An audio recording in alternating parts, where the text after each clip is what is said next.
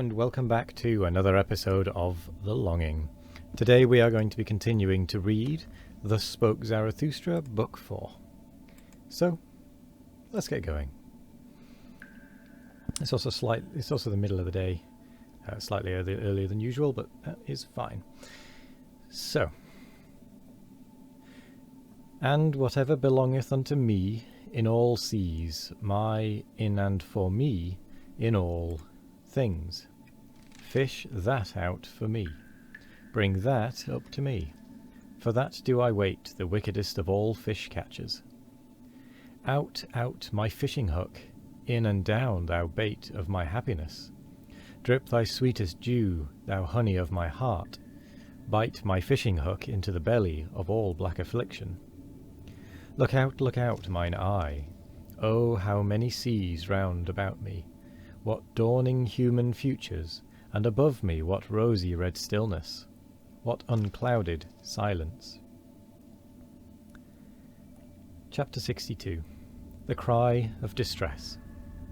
The next day sat Zarathustra again on the stone in front of his cave, whilst his animals roved about in the world outside to bring home new food, also new honey. For Zarathustra had spent and wasted the old honey to the very last particle. When he thus sat, however, with a stick in his hand, tracing the shadow of his figure on the earth, and reflecting, verily, not upon himself and his shadow, all at once he startled and shrank back, for he saw another shadow beside his own, and when he hastily looked around and stood up, behold, there stood the soothsayer beside him, the same whom he had once given to eat and drink at his table, the proclaimer of the great weariness, who taught, all is alike, nothing is worth while, the world is without meaning, knowledge strangleth. But his face had changed since then, and when Zarathustra looked into his eyes, his heart was startled once more. So much evil announcement and ashy grey lightnings passed over that countenance.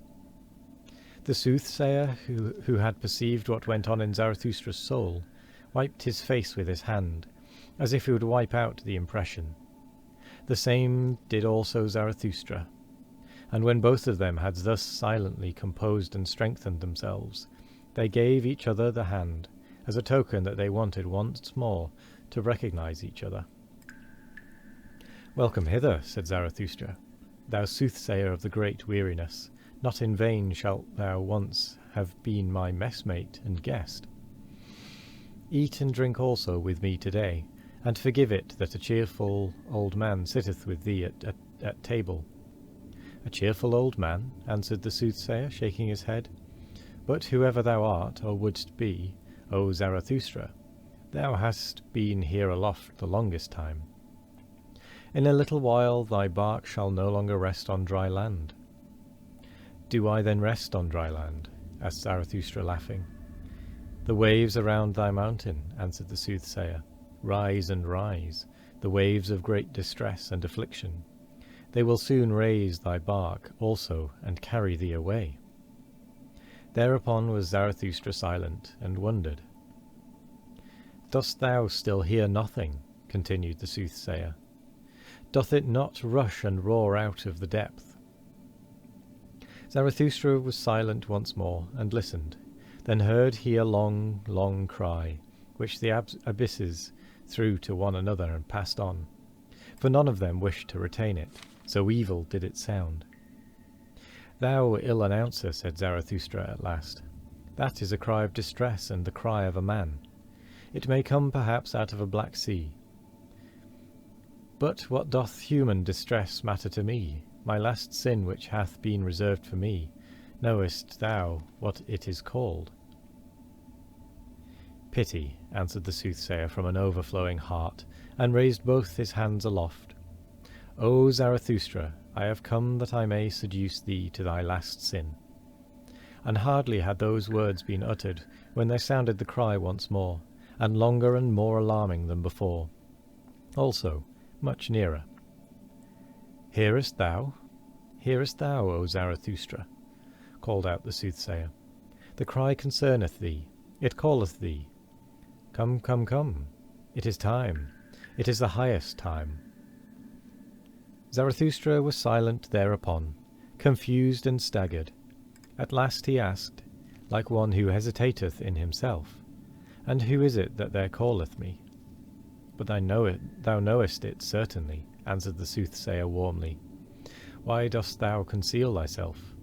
It is the higher man that crieth for thee. The higher man? Cried Zarathustra, horror-stricken. What wanteth he? What wanteth he, the higher man? What wanteth he here? And his skin covered with perspiration. The soothsayer, however, did not heed Zarathustra's alarm, but listened and listened in the downward direction. When, however, it had been still there for a long while, he looked behind and saw Zarathustra standing, trembling.